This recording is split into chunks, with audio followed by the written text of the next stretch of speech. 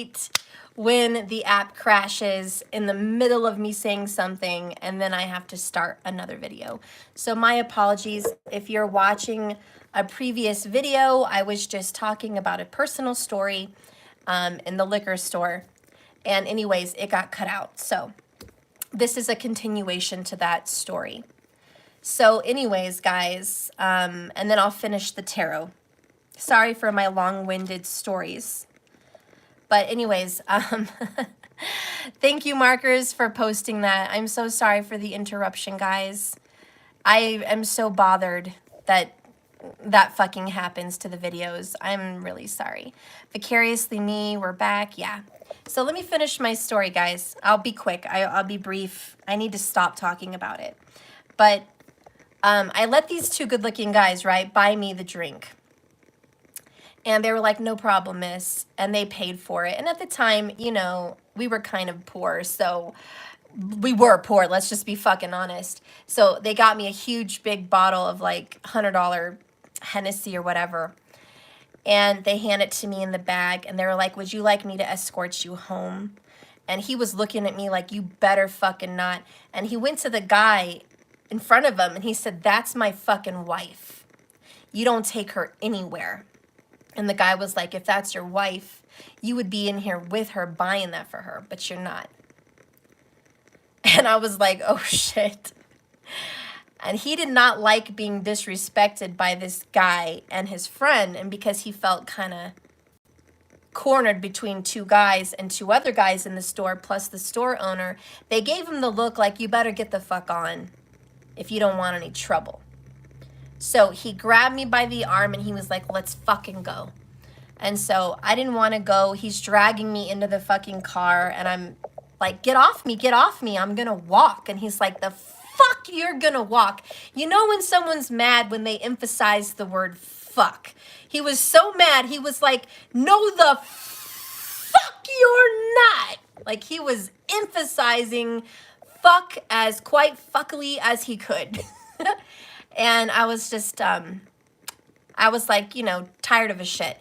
So this motherfucker grabs the $100 bottle of Hennessy and fucking smashes it on the concrete floor out there. He's like, you're not going to put a fucking taste in your mouth that any other fucking man bought. Fuck that. And he threw it on the floor. And he liked Hennessy. I was like, I'm surprised you fucking wasted it. We can't afford a fucking bottle like that. I was going to get those little fucking, you know, little mini bar things. And this fucking dude bought me that. So I was like, you're a fucking idiot. Now you threw all that shit down the fucking drain. I was like, you know what? I need to get drunk, honestly, because I can't deal with you. I need to physically be somewhere else, lost in my fucking mind, because I can't be in this relationship sober. I can't fucking be. I want to die or I need to drink. Like, pick one, because I can't fucking deal with this. I'm losing my fucking mind and I needed help. You know, my parents were not there. My mom was 2,000 miles away. My friends were nowhere. I didn't have friends in New York. I was by myself with his mom and our kids, and I could not cope with all of this. So I needed that shit. That's how I felt. And anyways, once he threw that shit in there, we got into his car. And he punched me. Not super hard. Maybe he did and I don't remember, but I didn't get knocked out, so I don't think it was super hard. If I got punched and I was knocked out, that would be really hard. So it wasn't. But I got punched in the face enough that I had a fat lip and it was bleeding. It was my mouth, not my eye or anything. And I just remember like crying and being like, this is why I want to die. I just want to die.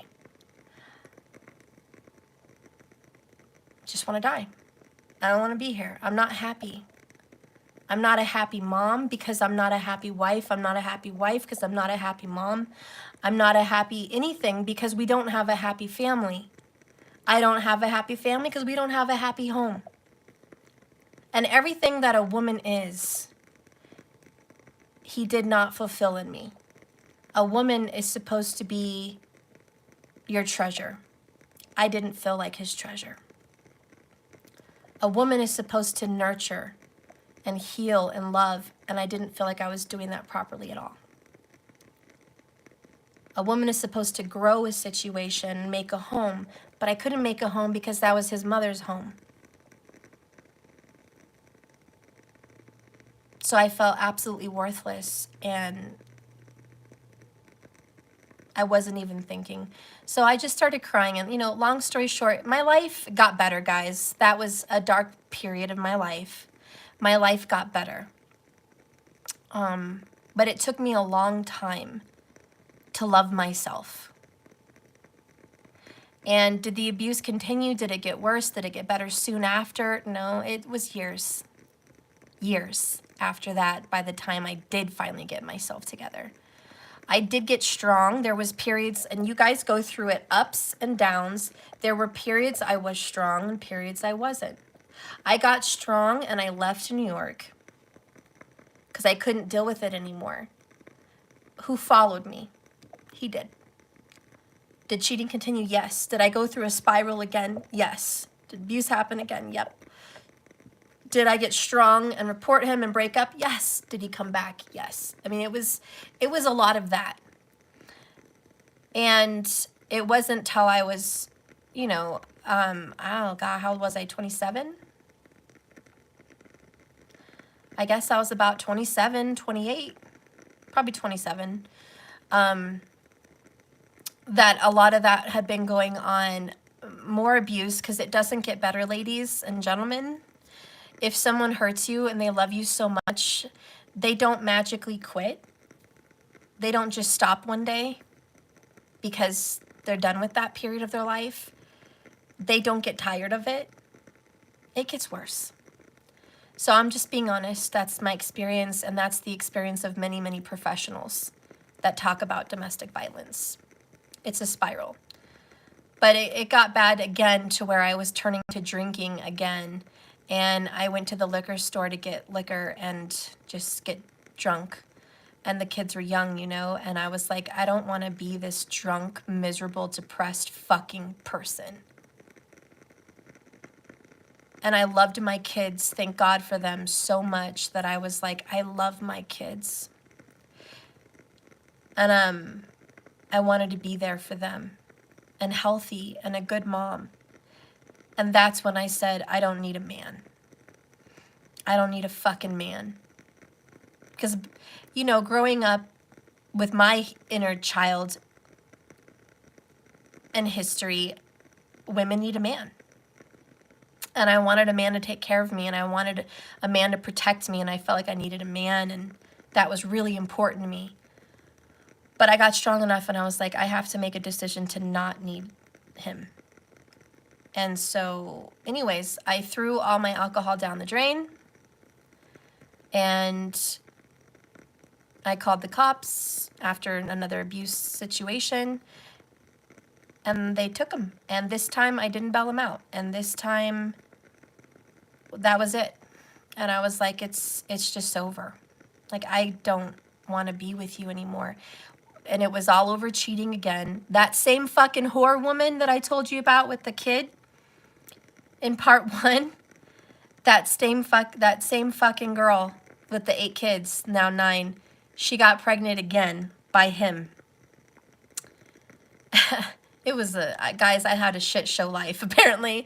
And she called me in Colorado, said he knocked her up when he was down there before he left, and there was proof and evidence, and she already had this kid that I didn't know about because it was like years later. And I found out, who knows if it's really his kid or not, we don't really know, but she says it was, so whatever. And yeah, that was part of the drinking, the abuse, and all of that. And I ended it because I just couldn't do it anymore. Not another fucking kid. I couldn't fucking do it anymore. And yeah, I'm not going to tell you the rest of my whole fucking life with him. Sometimes you learn wonderful lessons from shitty ass fucking people. And I'm grateful to him for those fucking lessons. Down here in the back of the card, it says, take a moment and think about a major lesson in your life. Did your heart get broken? Did a friend betray you? Did the love of your life betray you? Did that heartbreak teach you not to settle? Are you resilient and self-reliant now because you had to be? Think of the fucked up person who taught you that lesson. Send them a little cosmic thank you. Gratitude for the lesson you learned does not excuse what they did, but it does help you avoid going back for the same lesson with a new fucked up person, though. So I hope you guys take that to the bank. Take what I've said to the bank, and look how far I've come so far from that situation. Steph, how did you get better? How did you get well? I got literal fucking counseling, like from a psychologist. My life was so fucked up, we didn't even touch my childhood. I just went to the psychologist about my marriage. That was enough for a year. And I got better. And was I diagnosed with a codependency? Yes. And do you know, codependency is like a drug. And the psychologist said people can get so obsessed in a relationship and so codependent that it is a drug. Because it creates oxytocin in their body. So when you are with your person that you're obsessed with, every time they kiss you, every time they fuck you, every time they tell you they love you, that they want you, there's a hit. And you live for those fucking hits. Those hits of oxytocin. The feel-good drug. You live for it. And you get so addicted that you can only get that hit from them. Because nobody else will do it for you. Because you're obsessed on that fucking person. And you're codependent on them to give you the hit. So you hang in there, obsessively thinking about someone 24 hours a day. Because you need that fucking drug. And I was obsessed with him because of a lot of the abuse and just everything, wondering what's wrong with me. That, yeah, I thought about him way more than I ever should have. I was obsessed. My friends and family couldn't even be around me because all I could talk about was him. They would be so sick of me talking about him. They would say, I'm sorry, I can't hear about him anymore. It's gonna just... You need to talk about something else. And I would be so upset that anybody wanted to cut me off. So I had to talk about other bullshit things that didn't matter to me. I only wanted to talk about him. So anyways, thank God I got some fucking psych help. And I was a better mom to my kids after for that. Much better. But I was in a very toxic karmic relationship. That is a karmic soulmate. Steph, why are you using the word soulmate? Because I was meant to be with him. It's actually in your astrology chart. Your spouse, the person that you will marry, is seen in your chart, down to the look of what they look like. The color of their skin, the color of their eyes, the texture of their hair, whether it's straight, blonde, brown, or curly. The height. Okay? The whole situation of how you met them, the location, what it would be like, the location. Is it public? Is it a home? Is it through friends? Is it online? Is it blah, blah, blah? It's seen in your chart. I had my astrology done by a professional, and I got told, and they didn't even know about my life, but I got told, who was written in my chart for me to be with. I was also told that I would be a widow at a very young age, that I would grieve a husband or the father of my children at a very young age. And I did. He died at 33. And what's even more freaky, before he died, I was engaged to another man that fits his description in my chart. Same description, colored eyes, curly hair, 6-something, darker skin, the whole shebang. Like, and where I met this person, how close I was to the mother, it all played out from the chart. And he died as well. Both murdered. Both murdered.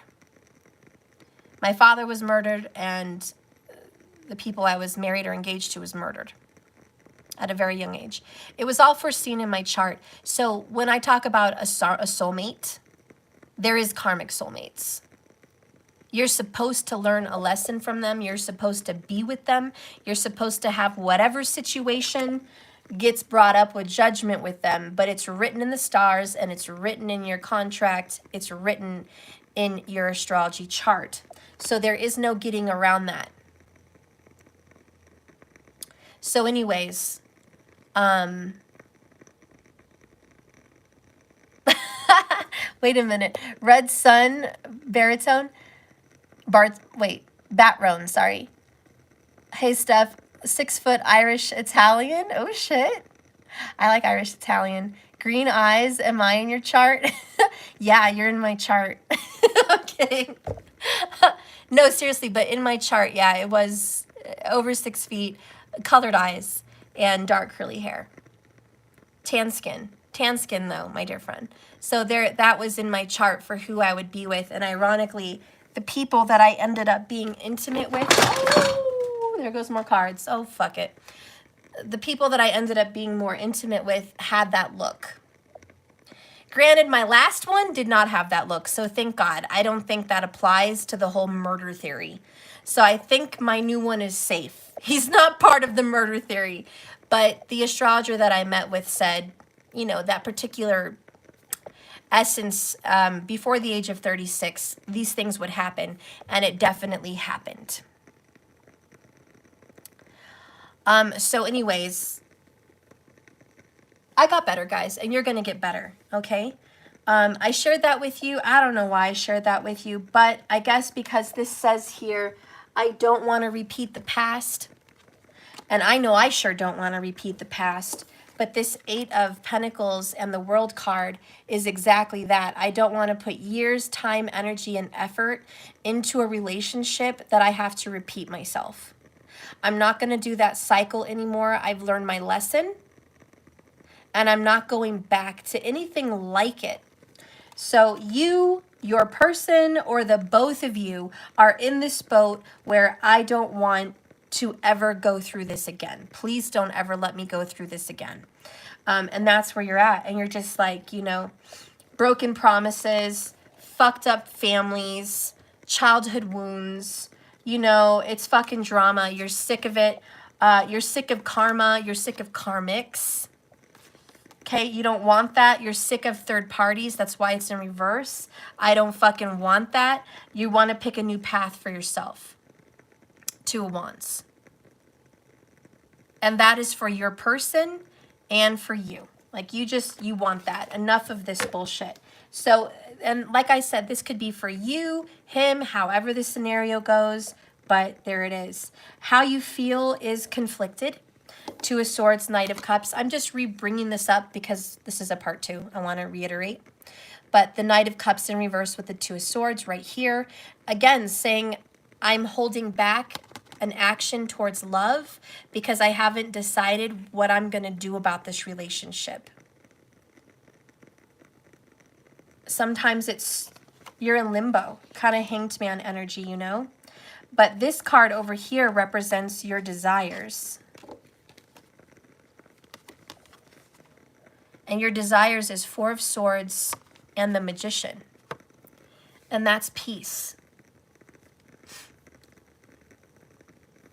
That's peace of mind. It's choosing a life that's peaceful. No more third parties, no more abuse, no more problems, no more alcoholism, no more none of that. Like, you're deciding, I don't want that. My desire is for peace. I don't want to be in this stressful situation. But the reality card that came out for you, in your reality, is 3 of Swords with the Knight of Cups in reverse again. And you're just like, unfortunately, what I want is not my reality right now.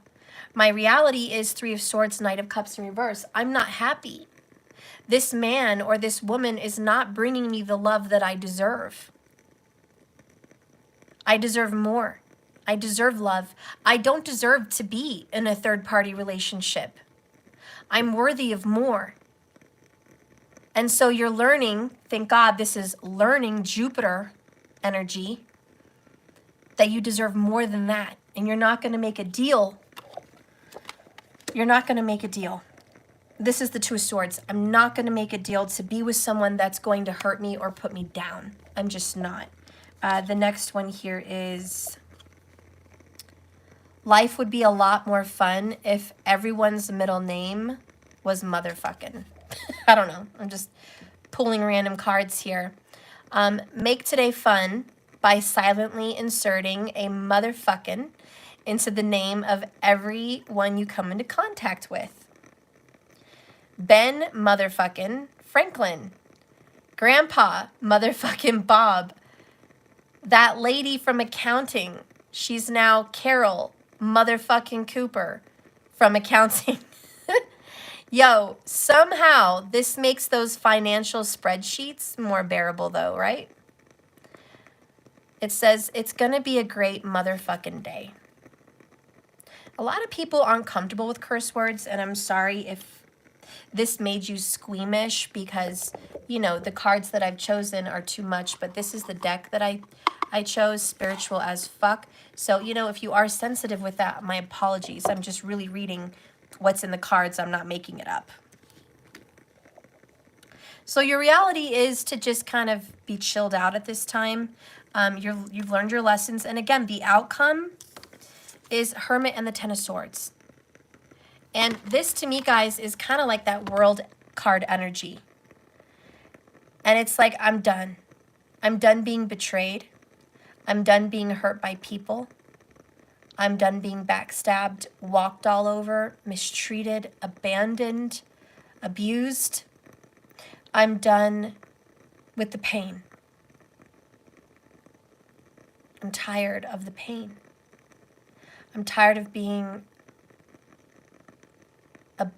alone here. Look, he's alone on the moon.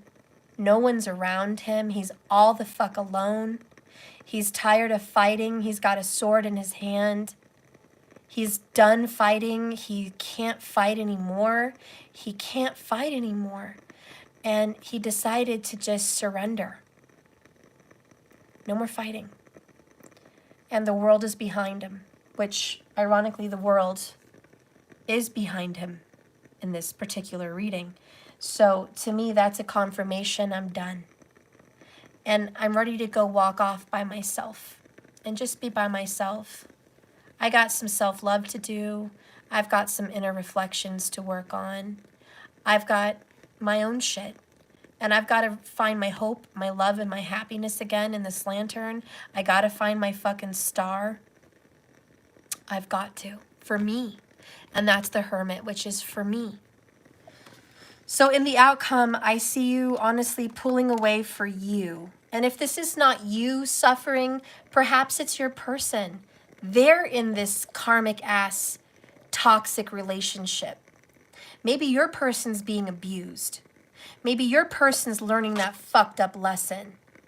Maybe it's not you. Maybe it's them. And they're doing this stuff, guys. They're putting an end to the karmic relationship. They haven't quite decided, but they are definitely ready to go ahead and move on and just be alone. So maybe your person is getting in that vibe. Or, you know, it could be you. But either way, it's good news.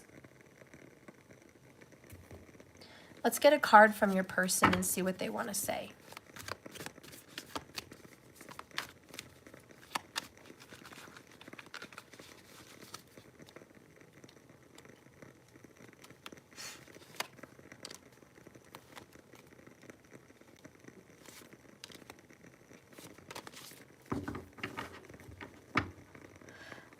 Hello, Latoya. So bottom of the deck, we have, you're so amazing, it's intimidating. That's a beautiful energy. They admire you. They admire your strength. The other cards from your person is, I want you right now. Where are you? This person desires you sexually. But also this could be seen as figuratively. I want you right now. Where are you in this life, you know? And then the next card you have is, I've closed down my feelings. I've quit love. So your person has a hard time opening up their feelings. Probably because they're so hurt. You know, and I know it's tough. Don't start another story. Listen, Linda, listen. Sometimes my stories make sense. After I got over him, I was by myself for a while. I needed that healing. I moved back again to Colorado, and I lived with my mom for a little while with the kids. I would say a couple months. Then I got my own townhome, my own apartment, and I got a nice job. I got a much better job, and I felt good about myself. I felt pretty. I was getting a lot of compliments. I guess it kind of helped that he was in prison because sometimes I wonder if he wasn't in prison, he probably would have come back and I may have taken him back. Who knows? I was kind of grateful that that happened because it gave me a chance to get my counseling and heal and to feel better. And I didn't put him in prison, by the way, guys. I didn't. He went to prison for a gun-related charge unrelated to us. So don't think, oh, I did that to him, because I didn't. Anyways, so I was only alone, I would say, about 2 years. And then I started dating again, just barely. I don't even think I had a month of dating. Maybe 2 or 3 months max. And I got a boyfriend. And I remember picking him because there was like a few other people. 2 other guys reminded me of what I already had. They looked like him, they acted like him, they had the accent like him, they were fine as hell like him. I didn't want that trouble. So I was like, I'm not gonna date a super good looking guy. Like on a scale of 1 to 10, I usually picked guys that I would say were an 8 to a 10. And I had choices. This time I was like, I think I wanna pick a guy that is more like a 5 to a 7. And instead of looks being higher for them, I want them to be more financially stable, because he wasn't. He was not a financially stable man. So I wanted a financially stable man. And then also I said the looks and the sexual stuff doesn't have to be a 10 or an 8, but I do want this man to be strong and protective. So I was looking for a man that was like a 5 to a 7 looks range, that still had strength to protect me in case he ever popped up around or any other situation. So I wanted a strong man, and I wanted a man that took care of financial stuff. So I picked this guy, and I was happy. I will admit to you, the chemistry, you know, it's hard to create chemistry when it's not there. Like naturally. Was I attracted to him? Yes and no. For me, again, it was the face. Like I was in a relationship with someone that was just beautiful to me. He looked like an angel. He reminded me of an archangel. He reminded me of a chiseled God, you know, the face, you know, and the lips and, you know, the eyes. And that was really important to me because that's my chart. That's who I'm attracted to. But I picked someone that I did not feel that vibe with, you know. His hair wasn't as thick. It wasn't really curly. He had brown eyes, not colored. He was pale, so he didn't have the tan skin that I really liked. And he was muscular, and he had a good job, so that was going for him. And he had a good family. He wasn't what I was used to. But I was like, I don't want what I'm used to. I want something different. I don't want to go back. See, that's this fucking card. I'm telling you guys, that's what you're going to go deal with. I was like, I don't want to ever deposit my fucking pentacles into another relationship like the one in the past. I'm done. World card, I'm not going to end up with somebody else that reminds me of my fucking past. I'm not. And that's where you guys are headed. That's why my story is going to resonate with you, because you're at that place in your life where you're like, I'm not going to recreate. I'm not going to recreate it. It doesn't matter how much I'm attracted to someone. It doesn't matter about the chemistry. It doesn't fucking matter. I'm not going to recreate that shit. And you're honestly thinking, Two of Swords, do I really need all of this chemistry? Do I need all of that? Because that's a lot of problems. Maybe all I need in my life is peace, Four Swords. Maybe I just need someone that's peaceful, meditative, quiet, spiritual, or maybe I just need to be alone. Hermit. So like I said, you guys are going to be choosing peace over what the fuck happened in the past. AJK, you have chemistry versus stability. Yeah, a lot of us women have that situation. And for women, we have to make a decision much sooner in our life because we're not going to be young forever. Men can have children and start families at 65 years old if that's what the fuck they want to do. They can go make babies. They can fucking... Men are at the peak of their life at 45. 45 is when they make the most money they're capable of making and able to make more, and they look better than they've looked, and they have power, and they know who they are, and they're strong in their sexuality, and they're experienced, and they're confident. And basically at 45, this is proven scientifically, a man's going to be who they're going to be at 45 and above. I'm not saying they have to just be 45. I'm just saying 45 and above is when a man knows who the fuck they are. For women, it is 35. Scientifically proven, women, the female humans, know who they are at 35.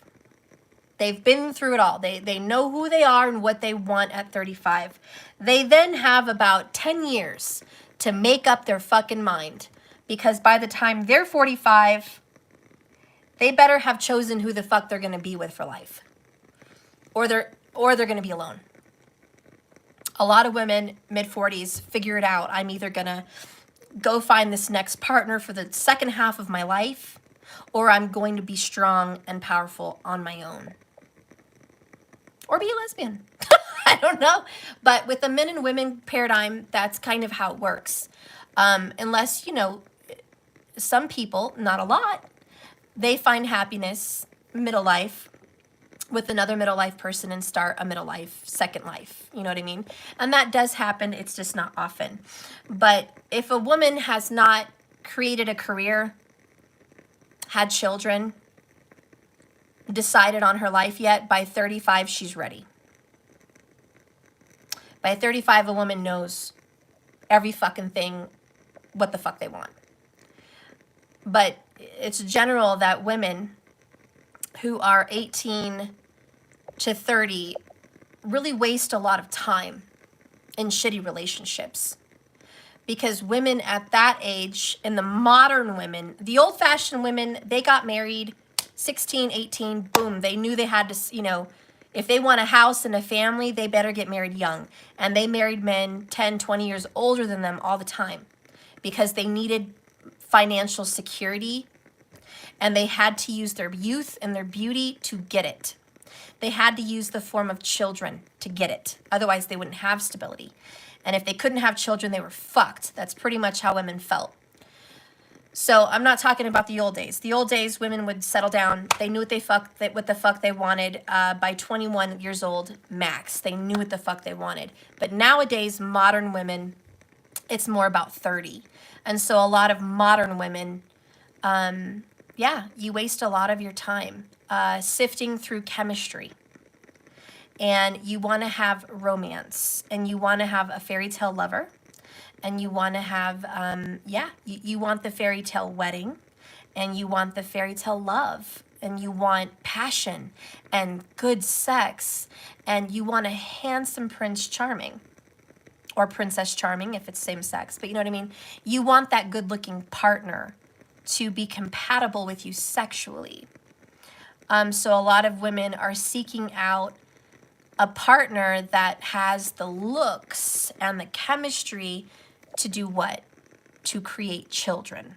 I know, but this is scientifically proven that the female, nature, like instinct, is to breed, to have children. And so when women are sifting through a room of men to create children with, they're looking for features that they want their children to have, that they believe their children will have the best possible life for. Every woman wants a child to live a long life and have money and security and be strong, and where no one would hurt the child or hurt the child's children in the future, that the child would have property, that the child would have intelligence, that the child would be at the top of the pyramid. So every woman seeks that. I want to give my child the best chances for survival, to survive in this world. And looks get you far nowadays because they just do. So a lot of women look for good looking people because looks take you a little further than not having them. Money's the second one. The more money your partner has, most likely the more money your children will have. So you want your children to have the best. So it's not necessarily that women are being gold diggers. Women are looking for the best possible gene pool to create life with. And they're using their looks and their beauty to get that.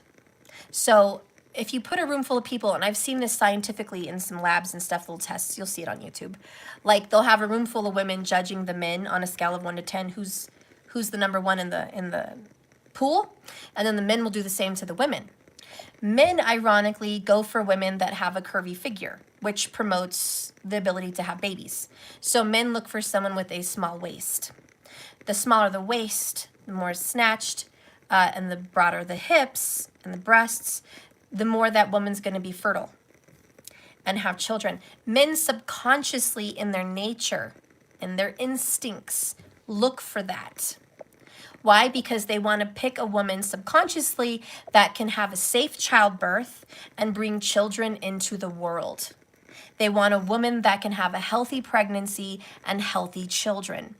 They also want to pick a woman that is beautiful because they feel like their children will be good looking.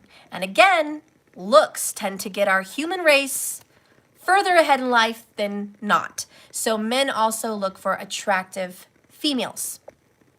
Men also look for females that are younger because the younger the female, the more children they can have. Not saying that men consciously want to make and procreate a little nation of children, but this is in their human nature.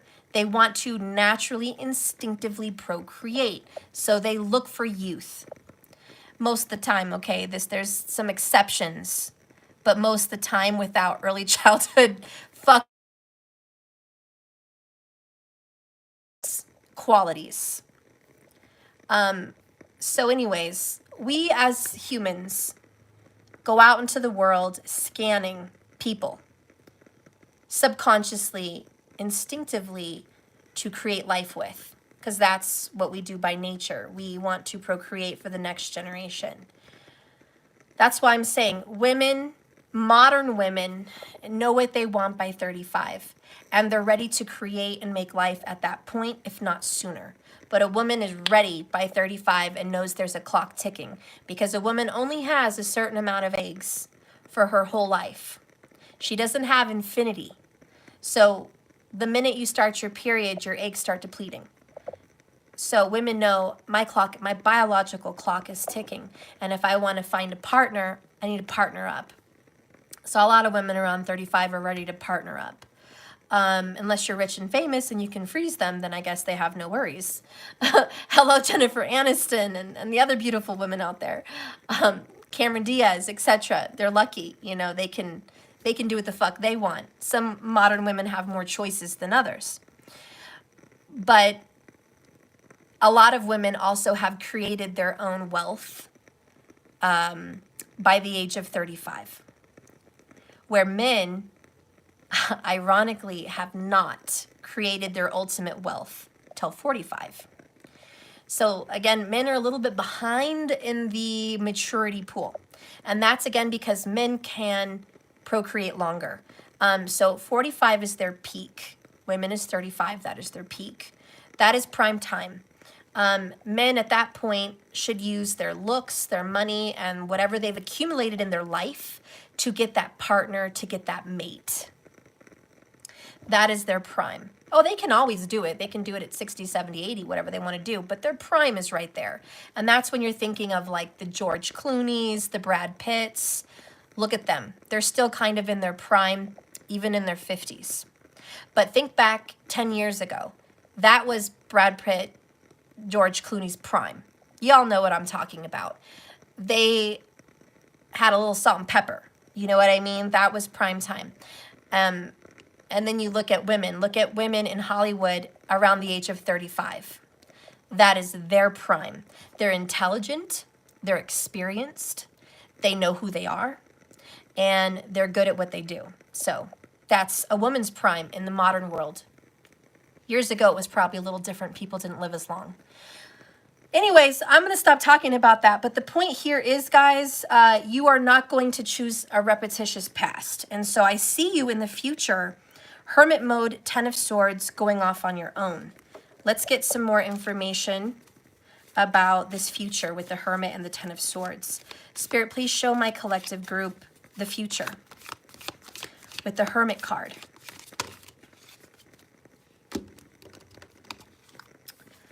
Don't be scared. You guys are like, oh my God. Listen, it is going to be a little lonely. I'm not going to lie. It's going to be a little lonely. But I'm not surprised because we have the Hermit, which is lonely. It's about self. This is going solo on a journey alone. So if this isn't you, this could be your person. Please remember when I say that. Steph, that's not me. I don't want to be. I'm talking, it could be your person. Okay, so take how it resonates. But someone is leaving behind a pattern to go be alone. Next is Divine Feminine. They're in search of Divine Feminine. Now, either you are the Divine Feminine and you're in search of your Divine Feminine self, or your person is going to go be alone and search for their Divine Feminine. But the Divine Feminine is what the Hermit is in search of. Next, we have financial. So this is, I'm going to go be alone so I can fix my financial situation. I've got to get this under control. I want to accumulate wealth. So somebody is leaving alone to accumulate wealth or fix a financial situation. Next is communication. I'm going to call someone. I'm going to text someone. I'm going to reach out and I'm going to communicate with someone. Next is true colors. Okay. This is revealing the truth about who you are. So someone's going to go be alone to find out the truth about who they are. They're getting down to the bottom of it and the truth of who their Divine Feminine is. Bottom of the deck is magic is in the air. If you guys have done magic or there's magic in the air, that's the strategy. That's what the fuck's going down. This may have something to do with magic. If somebody has casted any kind of magic, and I'm not saying all of you did, but if somebody has, that magic may very well work. Work for your finances or work for your relationship. But the magic is paying off, is what I'm hearing. The magic is paying off. All right, so we got a couple other cards. You may not always understand why certain things happen in your life. You probably definitely don't understand why certain things happen to you. However, there is always a higher purpose to the events that did take place. And through your turmoil, your pain, suffering, and tears, a blessing will soon be revealed. You didn't suffer for nothing.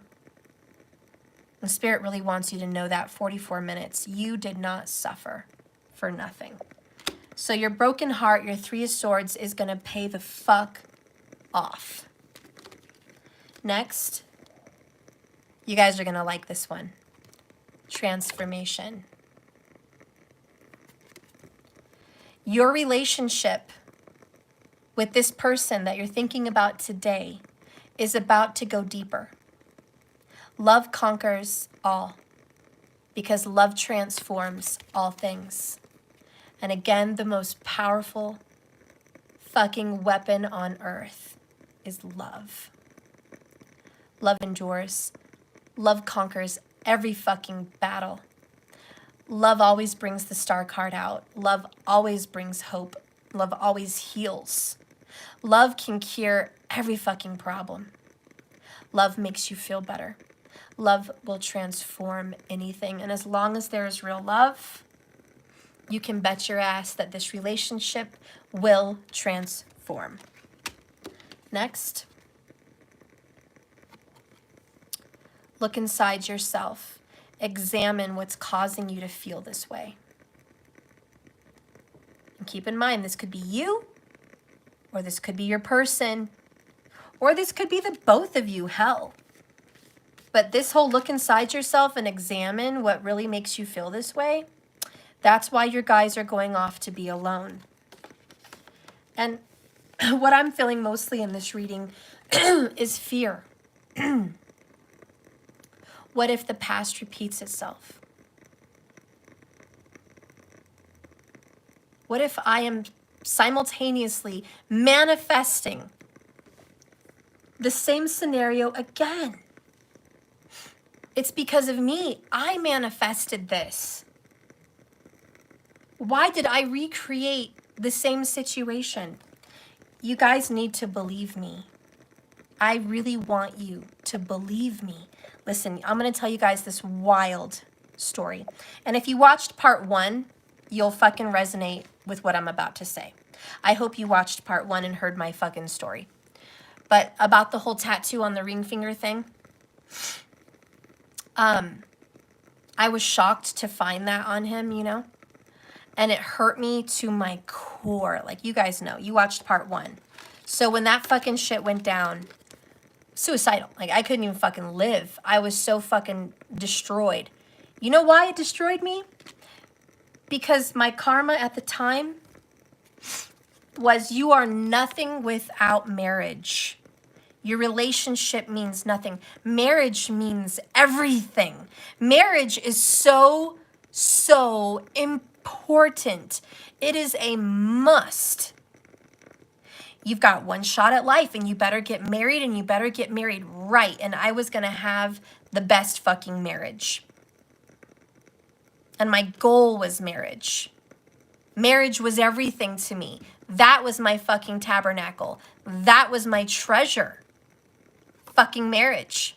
So, when that fucking ring situation happened, destroyed. Life over. Purpose over, desire over, fucking everything was over. I got over it. You guys know, I told you the story. But do you want to know some crazy shit?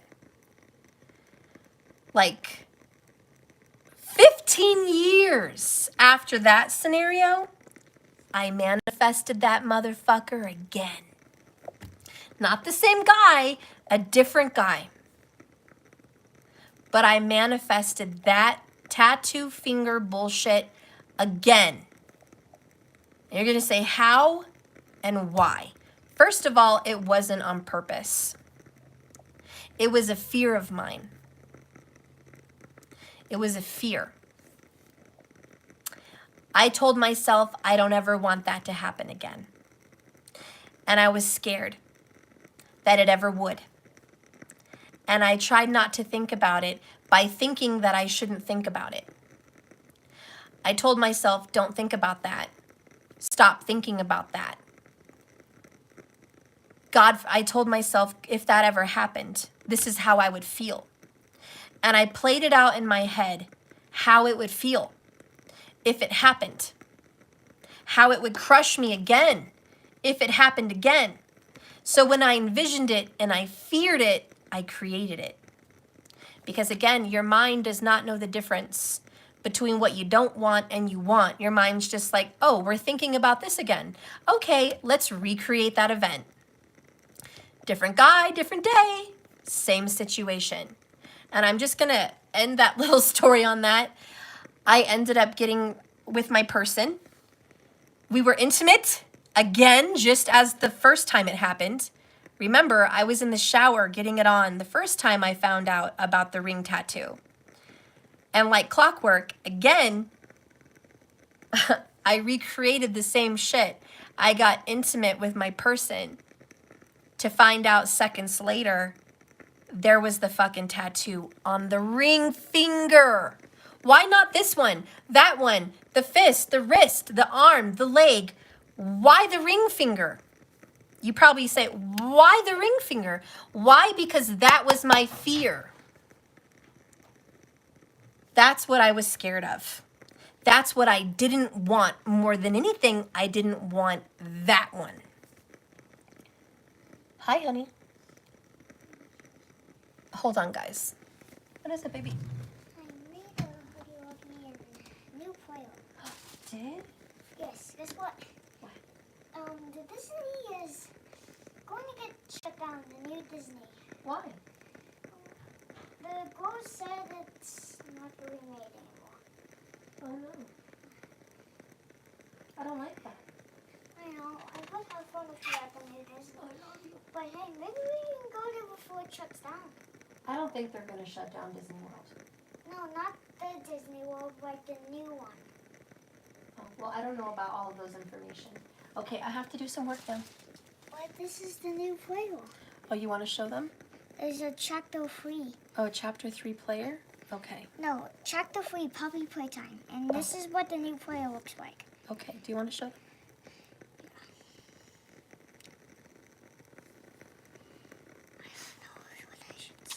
You say the stuff. You say it. You're the one.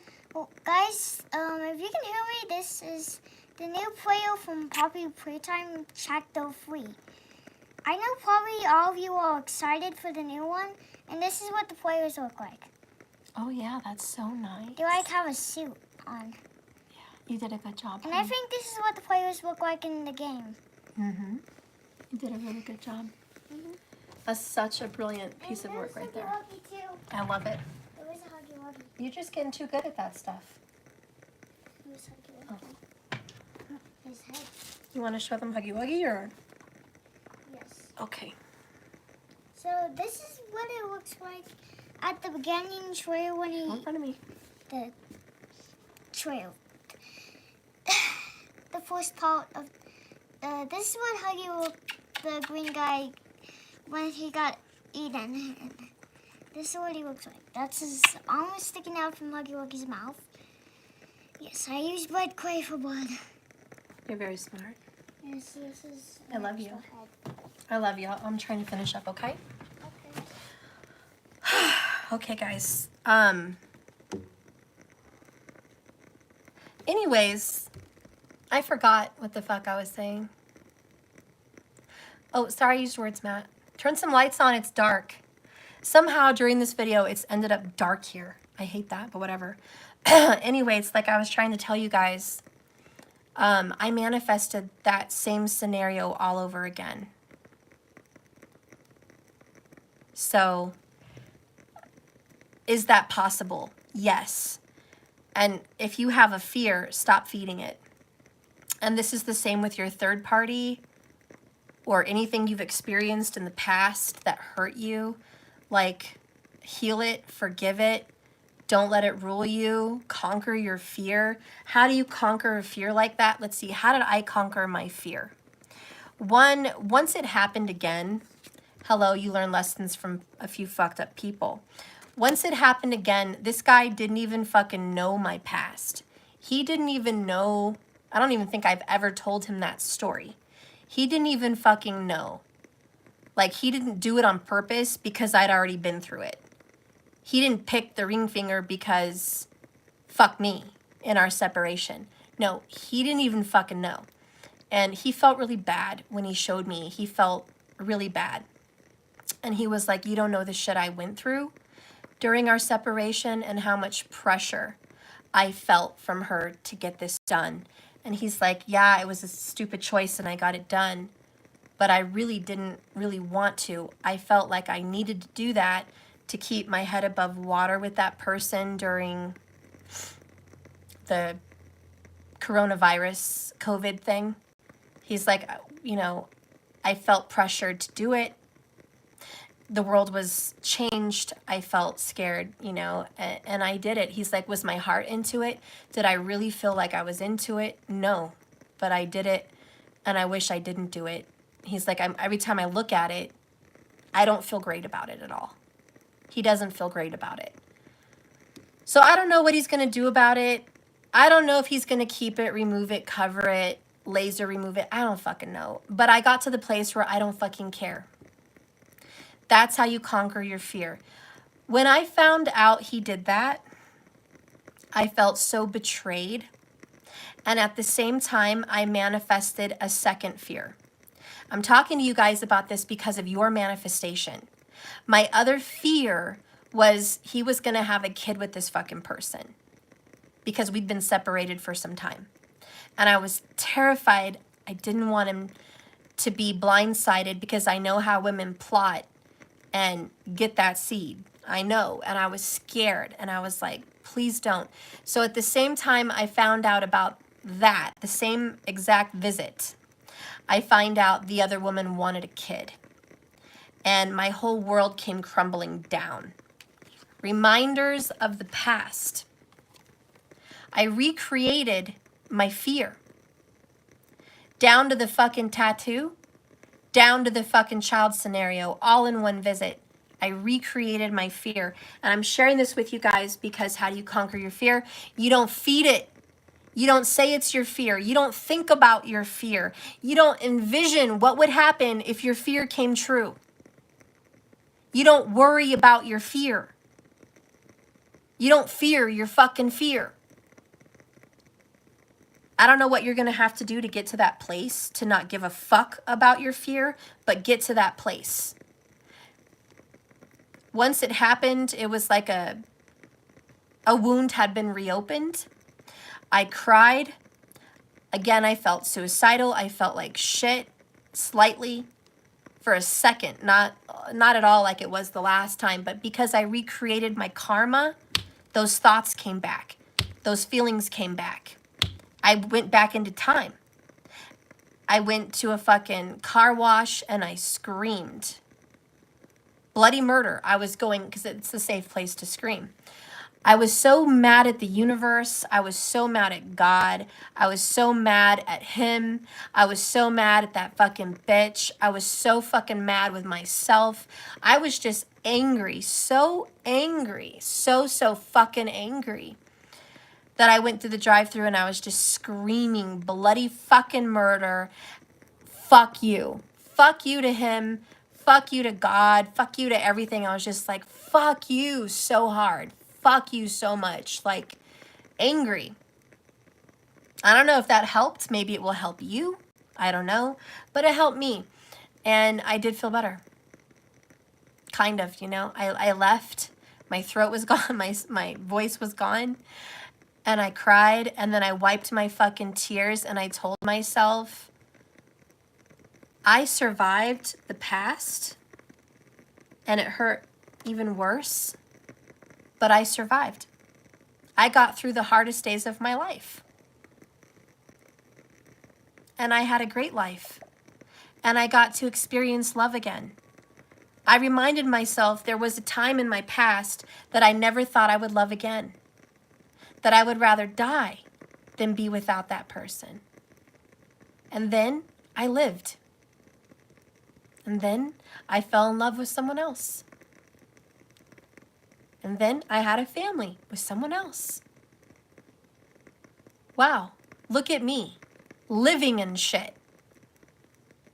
And so thank God for those powerful lessons. And I got over that situation within like 3 days.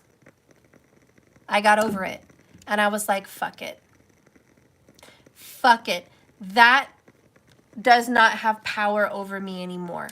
The whole marriage scenario, the whole kids fucking scenario, that shit doesn't hold water over me anymore. Why? Because I've experienced having children and being left. Having a child does not mean someone's gonna be there forever. It doesn't. and I'm proof of that. I know that being married legally doesn't keep someone there forever like you think it would, because I've been witness to divorce in my own life and in divorce in my family members' lives. So because of life experience, I learned my fucking fear doesn't matter. I overcame my fear. And I knew that I was going to live past it, and it's not going to hurt me. It's not going to take me down. And life goes on. And the things that mattered so much don't matter anymore. And now I'm at a place where I don't give a fuck if any of that shit happens. Would it upset me? Yeah, it would upset me. But it's not going to take me down. It's not going to be like, oh my God, that's such a terrible fear. You know the difference, right? It's not a terrible fear. It's just, if it happens, I'll be pissed, but it's not a terrible fear. So that's what I mean by conquer your fear.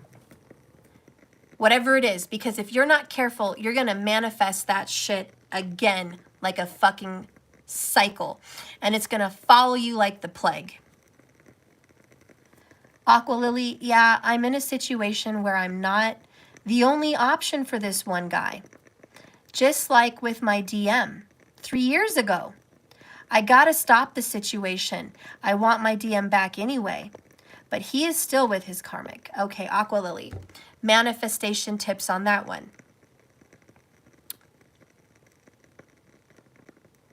You have to tell yourself you're the most wanted creature in the room. And whatever you have to do to get there, get there.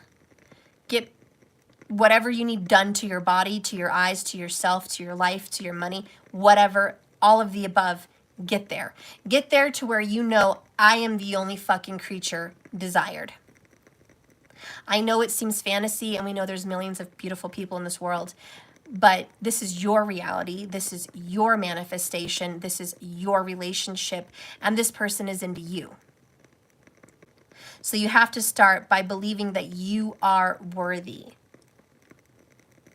You have to really believe it. It's not about you saying it and pretending. It's about really feeling it. And you have to do whatever you have to do to get there. Once you start feeling like you're it for him, you have to speak things like that and say, I am it for him. He wants me and only me. He can't stop thinking about me. He desires me and only me. He doesn't feel this way with anyone else but me. He wants to commit to me. I'm the committed partner. You have to visualize yourself as a committed partner person. A lot of the times we create a vision of ourselves, hello hermit, that we are single. And we see ourselves single and we feel ourselves single. You ever meet those people that are comfortably single? They have embraced their singleness. And single they will remain.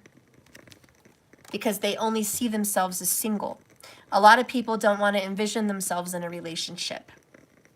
They tell themselves things like, I like being alone. People say, why are you still single? Oh, because I like being alone. I don't like having to worry about another person, where to go and where to get permission for this and that. Why are you still single? Oh, because I'm much happier and stress-free with myself. People feel like they have to give other people a reason on why they're single. Oh, because I choose it. Because I like it better. Maybe that's the truth. Who knows?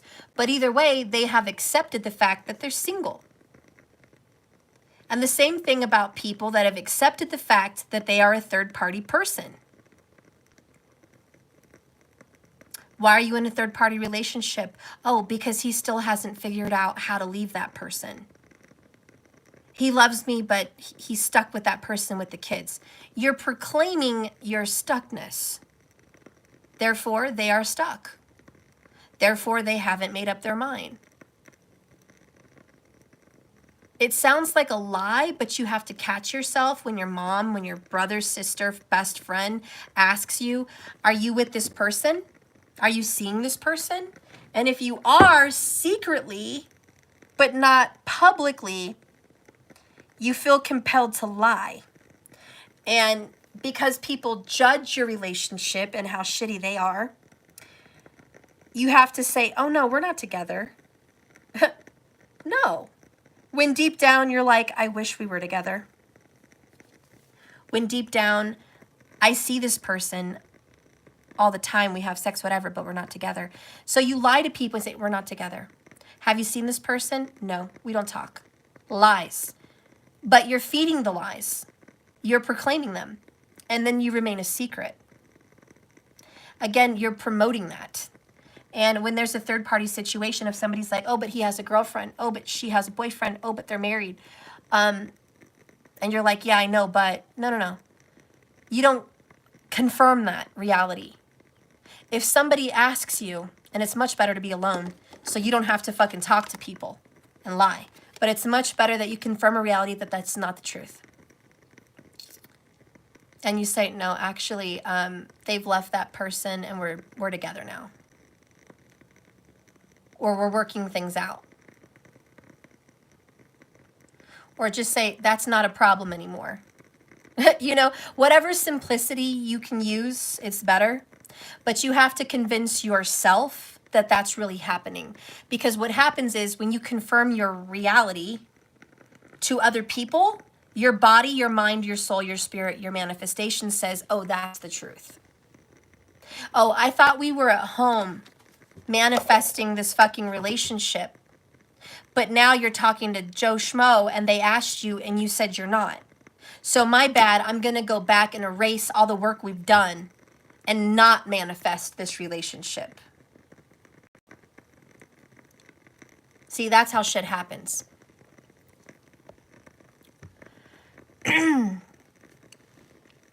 So if it starts off as a lie, is it going to end as a lie? No. No. Remember this card. Transformation. Your relationship with one another is about to deepen. Love conquers and transforms all things. Look at Princess Diana and what's his fucking face? Prince whatever. They started off as a lie. They never even confirmed their relationship. Dodie or whatever his name was.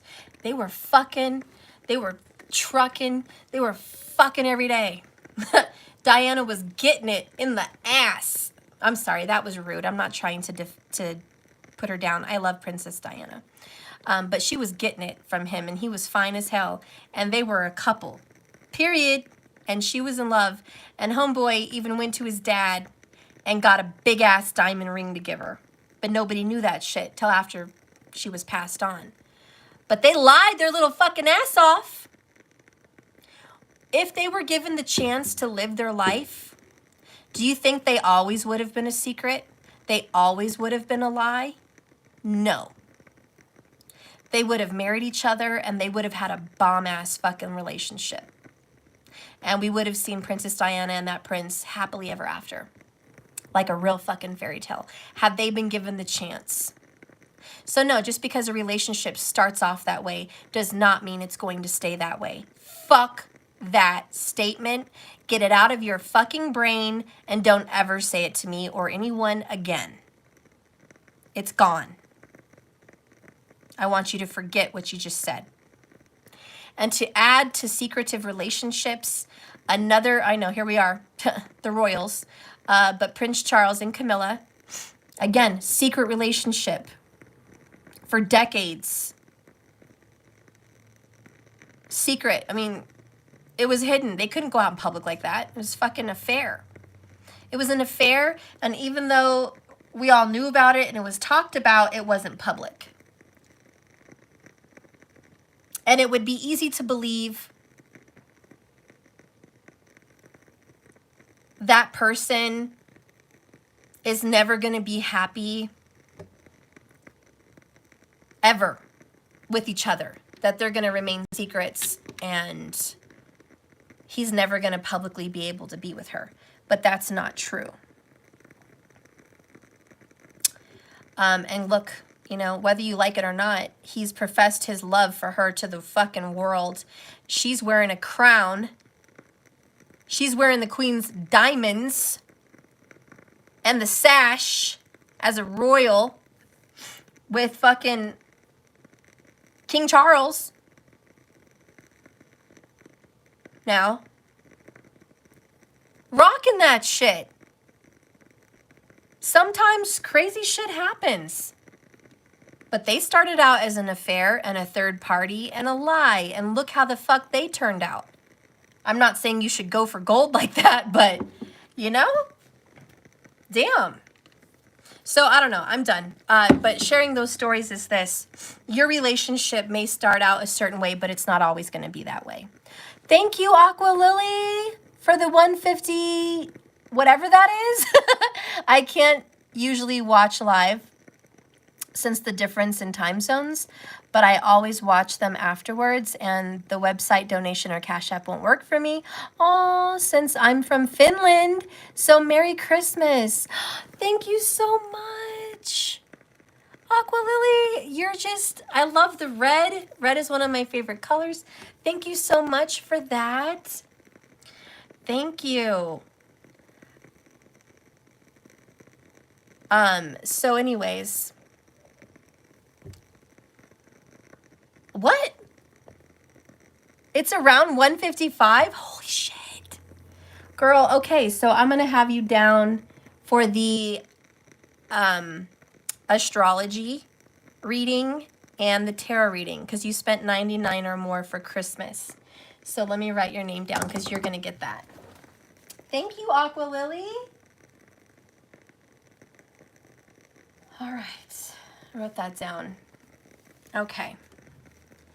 Girl, you're the first one. Merry Christmas. So please, in the comments below the video, send me your email or Skype me with your email, Aqua Lily, so I can give you your reading. Okay? Thank you so much, and I love you, and it's going to be a great reading, and Merry Christmas to you too, honey. So anyways, I'm done talking about these secretive bullshits, but just know that, your situation does not have to stay the same. But please heed my warning and take my warning that do not manifest your past all over again just because you're scared that it's gonna happen again.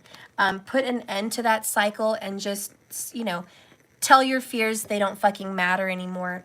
And worst case scenario, if it happens, who gives a fuck? You don't want to placate, if that's a word, right? Placate? Yeah. You don't want to placate to your fears because they're just going to pop up in your life again. And you guys know it's true. But imagine driving in your car and saying, I don't want to get in a wreck. I don't want to get in a wreck. I don't want to get in a wreck. I really don't want to get in a wreck. God, there's such a chance of getting in an accident. There's accidents everywhere. I could get in an accident in the next 10 minutes. If you are focusing on accidents like that while driving, you're going to get in a car accident. It's just going to happen. That's the power of your mind and manifestation. AJK, you know all my life stuff. I've more chased sex over love in my connections. I don't want to do that anymore. AJK, that's awesome. See, paradigm shift. Paradigm shift. You're not going to do that anymore. You're not. You're not, because when you finally learn your lesson, and maybe you're your own fucked up person, you're going to learn that lesson and be like, thank you. And you know what? I don't know how old you are, AJK, but it was probably in your chart to have a lot of sex. Like, it was probably in your chart. So don't feel bad. Don't feel guilty. All right. Some people just, they're Mongolic, honey. If you have Mars in the 7th, 8th, 12th house, 2nd, even the 4th, you're going to have some sexual stories to share. A lot of people don't have that. So don't feel guilty. Don't feel bad. And you know what? If you get it out of your system in the first part of life, the second part of life can be great.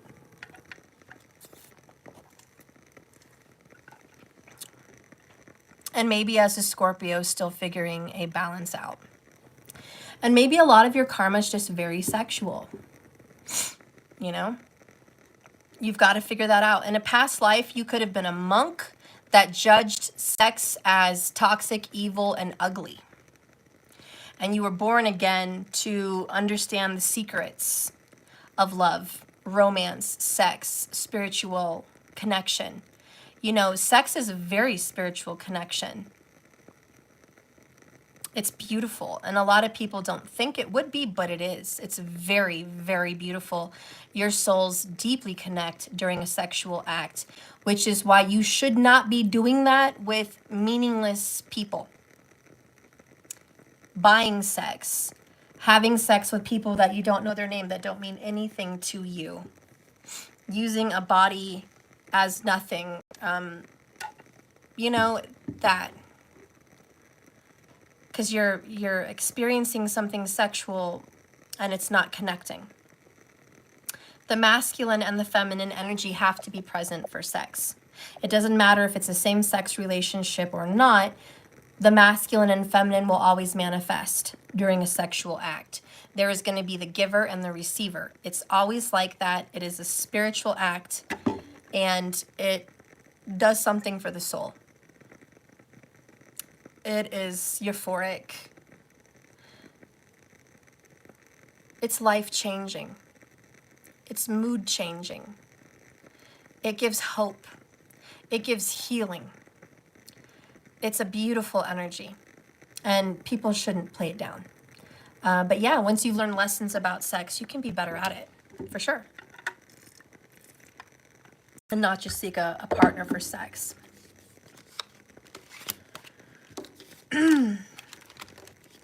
Okay, so we pretty much got the reading. I'm going to get a couple more things for the end here and then call it quits. Let me see. I don't know. I threw my fucking cards down. I did. Shit. Fucking boobs. Okay. I don't know where my other fucking one went. Oh, fuck. Okay. So, thank you for hanging out with me, guys, and hearing my stories. You guys are like God stuff. If someone can talk their ass off and share a story, it's you. I'm so sorry, guys. You can see why a lot of my friends in the past, before I knew when to shut up, got sick of hearing my stories. I'm so sorry I had to share that in 2 videos. That's just sad. It's just fucking sad. Okay. So before we close, we're going to get a message from your person and a message from Spirit about your relationship, okay? All right, Spirit, please guide and direct me as a message from this beautiful person. Close your eyes and think of their name.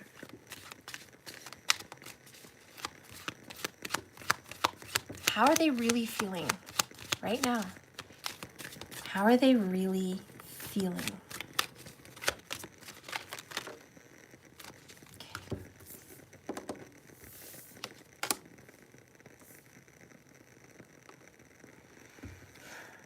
The first card's out is work, work, work. The other one is I cut them off, ending relationships. And then we have remorse. All they do is work in their life right now. They focus on pentacles a lot. And work doesn't have to be money. It could also be working around the house, you know, just doing labor, you know, exerting yourself in a relationship. So all they do is just feel like their life right now is just work. Their love life, their work, everything. It's just all duty. And when they cut you off, or whenever you cut them off, they have so much guilt and remorse about it. So to be honest, that's what I'm picking up. Your person feels bad about you guys not being together. Blame game, bottom of the deck. There's been a lot of that between you guys. They blamed you, you blamed them. I mean, Spirit's like there was a lot of blame going on in your connection, which made it just more difficult and just made it worse for a good long while. So hopefully we can get past the blame. Under blame, we have holding back. that I want to give my all to you. So they want to release themselves with you and just give to you, but they're holding back. And they keep asking themselves, why are they holding back? Spirit, why is this person who loves my collective holding back? Can we please have some answers on why there's a holding back?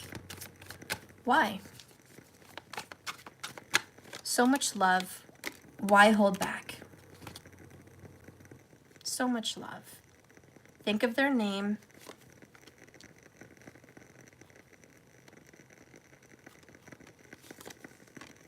Okay.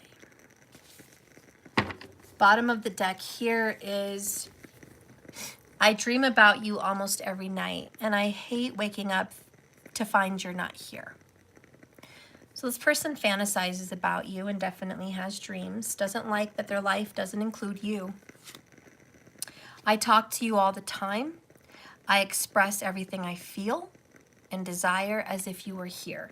So they're speaking to you in 5D, telepathically. They are communicating with you. And I've checked on you to see if you were with someone else. You could have anyone you want, you know? So they're definitely wondering, why are you hermit mode? Like, why are you single? They're probably wondering that because they're not single. They're over here work on this other relationship that they're not even into. So why aren't you in the same boat? So believe me, this person has questions.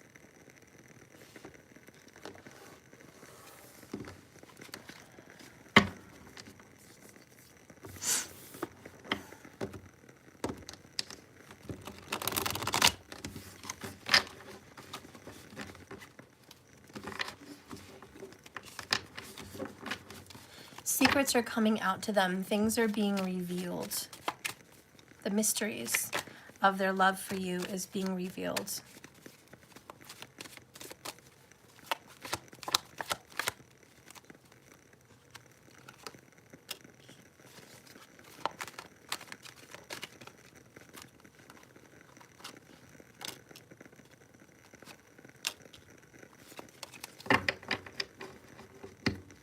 Bottom of the deck, we have the Hanged Man. Overall, underall, they're trying to figure this out just as much as you are.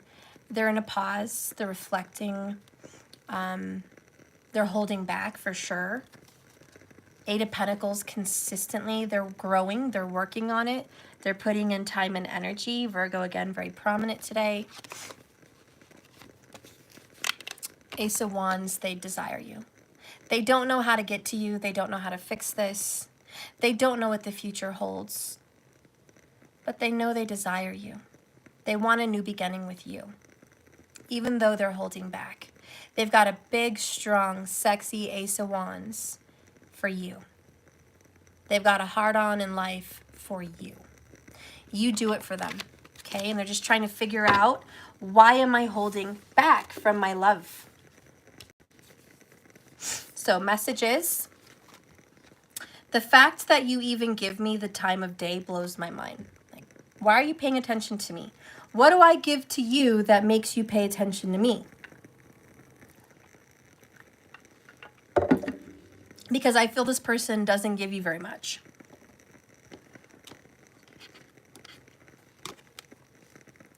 I save everything you send me. I'm sorry, I don't always know the right response. I'm not great at communication, but I'm coming up with better answers now. In a nutshell, yes, this person wants to communicate with you. They have a lot of remorse and they want nothing more than to communicate with you. But they just don't even really know all the right things to say.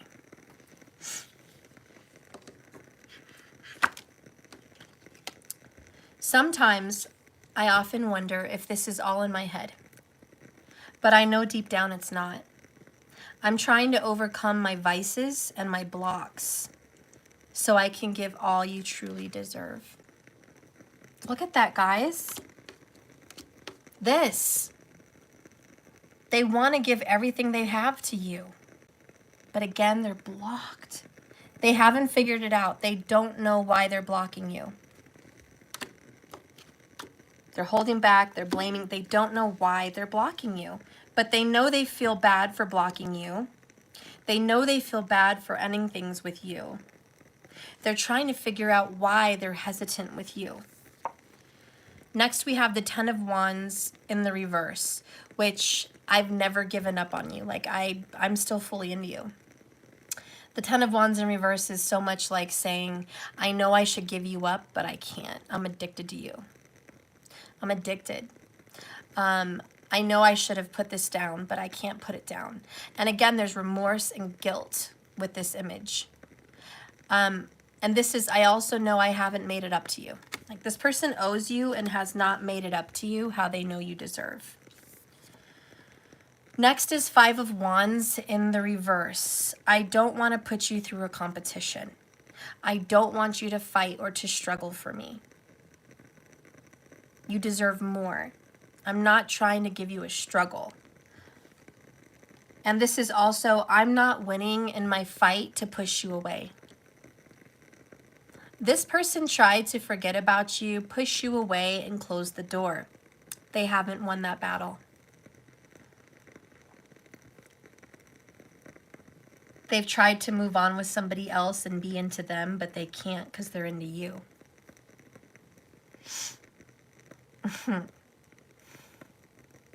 And now they're in a pickle, aren't they? Next, there's the fucking Hermit. I tell you, it's something to do with the Virgo. Big. From the very beginning, didn't I say Pisces and Virgo?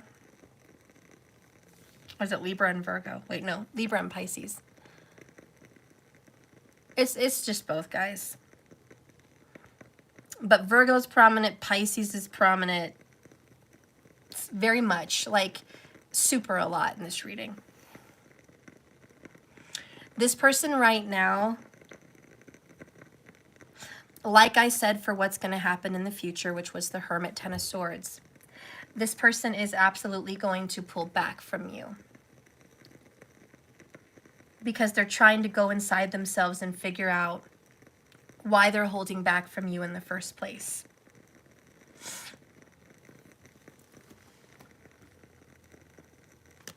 Because they really want to work on this. Again,